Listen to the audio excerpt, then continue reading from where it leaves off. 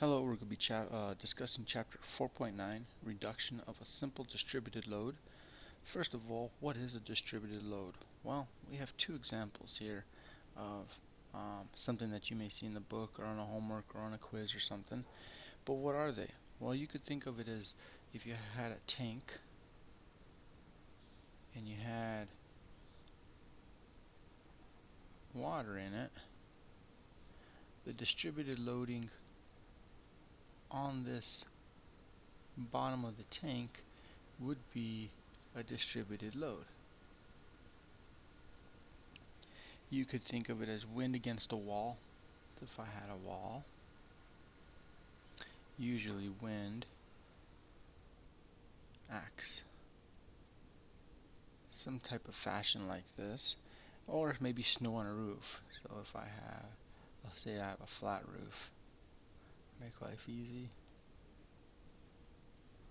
There's my flat roofed home.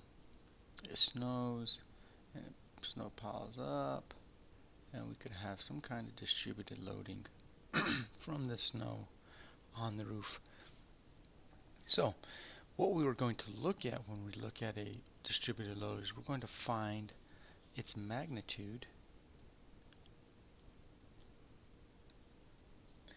and the distance, or maybe its location, and this is of its equivalent point load. I know I spelled equivalent wrong, but that's okay. So if I was to look at this beam here, I could say I have an equivalent load. So if I drew its free body diagram, I'm going to have a reaction force here, we'll call it By, and I'm going to have a reaction force Ax and Ay, and then I'm going to have a distributed load.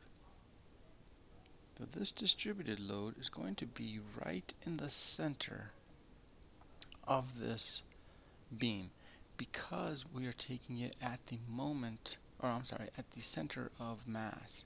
So the center of mass of a rectangle or square is going to be right in the center. So this distance from either side, here or here, is going to be d over 2.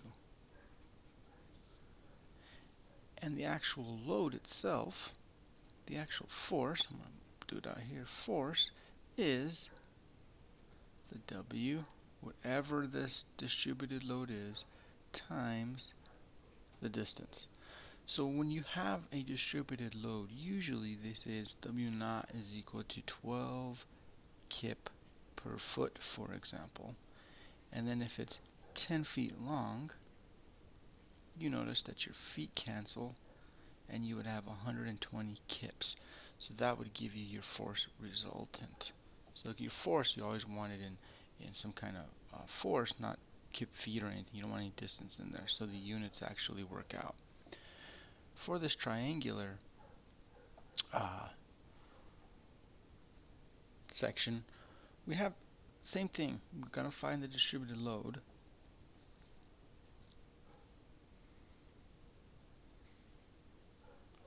So if I was to draw I'm going to draw a little bit further down.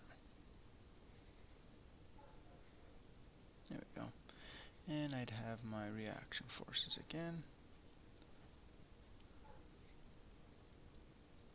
Now, again, we are drawing my resultant force, or the equivalent point load, about the center of mass. So the center of mass is going to be more to the left over here.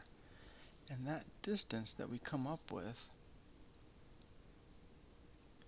is 1/3, whatever this distance is. So if we call this distance d, as we did here, this 1/3 of d, and this side over here would be 2/3 of d. So now you can see that we're finding its distance or its location on this beam, considering what type of loading we have here.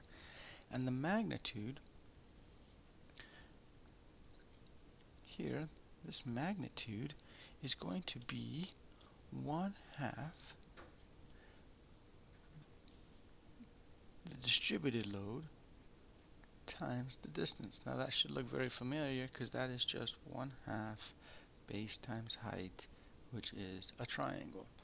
Here it was W times D, or base times height, which was a rectangle. So that's all you're doing to find your resultant or your equivalent point load from a given distributed load.